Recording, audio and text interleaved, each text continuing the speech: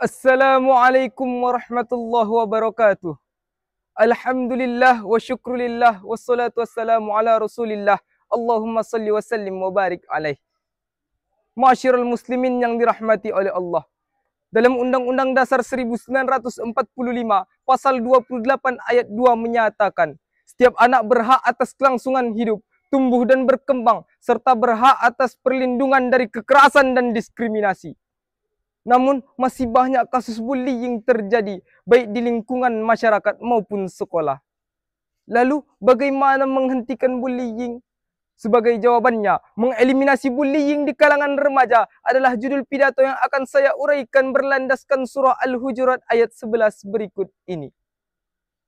Bismillahirrahmanirrahim. يا أيها الذين آمنوا لا يسخر قوم من قوم عسى أن يكونوا خيرا منهم ولا نساء من نساء عسى أن يكن خيرا منهن ولا تلمزوا أنفسكم ولا تنابذوا بالألقاب بئس الاسم الفسوق بعد الإيمان وَمَنْ لَمْ يَتُبْ فَأُولَٰئِكَ هُمُ الظَّالِمُونَ. Wahai orang-orang yang beriman, janganlah suatu kaum mengolok-olok kaum yang lain, karena boleh jadi mereka yang diolok-olok itu lebih baik dari mereka yang mengolok-olok. Dan jangan pula perempuan-perempuan mengolok-olok perempuan-perempuan yang lain, karena boleh jadi perempuan yang diolok-olok itu lebih baik dari perempuan yang mengolok-olok. Dan janganlah kamu saling mencela dan memanggil dengan julukan yang buruk. Seburuk-buruk panggilan adalah panggilan fasik setelah beriman. Siapa yang tidak bertaubat, mereka itulah orang-orang yang zalim. Ma'asyiral muslimin yang dirahmati oleh Allah. Menurut Imam Al-Hafiz Imaduddin Abul Fida Ismail bin Katsir, lahir tahun 1301 Masehi di Busra dan wafat tahun 1373 Masehi di Damaskus. Dalam kitab Tafsir Ibnu Katsir, jilid 7 halaman 486 menyebutkan, Allah Subhanahu wa taala melarang dari mengolok-olok orang lain, yakni mencela dan menghinakan mereka. Orang-orang yang mengolok dan mencela orang lain, baik laki-laki dan perempuan, maka mereka itu sangat tercela dan terlaknat.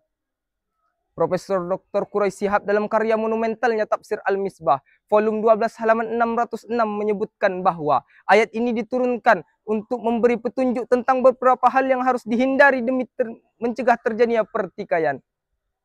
Larangan ini memang ditujukan kepada masing-masing dalam arti jangan melakukan suatu aktivitas yang mengundang orang menghina dan mengejek, karena itu seperti mengejek diri sendiri. Wahai para remaja, selamatkan lisan sehingga ia tidak mencela, melaknat dan menggibah remaja lainnya. Juga tidak melakukan suatu keburukan dan kerusakan di tengah-tengah masyarakat. Rasulullah SAW bersabda, Al-muslimu man salimal muslimuna min lisanihi wa yadihi. Seorang muslim adalah orang yang muslim lainnya merasa selamat dari gangguan lisan dan tangannya. Hadis riwayat Muslim. Allah Subhanahu wa taala juga berfirman dalam surah Al-Ahzab ayat 70. Ya ayyuhallazina amanu taqullaha wa qulu qawlan sadida. Wahai orang-orang yang beriman, bertakwalah kepada Allah dan ucapkanlah perkataan yang benar. Ma'asyiral muslimin yang dirahmati oleh Allah. Profesor Dr. Wahbah bin Mustafa Az-Zuhaili yang lahir di Damaskus tahun 1351 Hijriah dalam menjelaskan qawlan sadida atau qaulun sadid adalah perkataan yang benar dan tepat. Allah Subhanahu wa taala memerintahkan hamba-hambanya yang beriman tetap bertakwa kepadanya dan hendaklah mengucapkan perkataan yang benar, yang jujur dan tidak pula menyimpang. Ayo kita saling mengingatkan agar menjaga ucapan kita tatkala akan berucap, karena pada hakikatnya lidah kita memang tidak bertulang, namun ada beberapa macam hal buruk yang akan terjadi jika ia tidak dikendalikan dengan baik. Upaya untuk mencegah adanya korban bullying adalah adanya pendekatan antara orang tua, guru, bahkan lingkungan sekitar. Si Raja Dangdut Haji Roma Irama menyampaikan pesan dalam syair lagunya. Stop perdebatan, stop pertengkaran, stop permusuhan, stop pertikaian. Mari kita saling asih, saling asih. Mari kita saling asuh.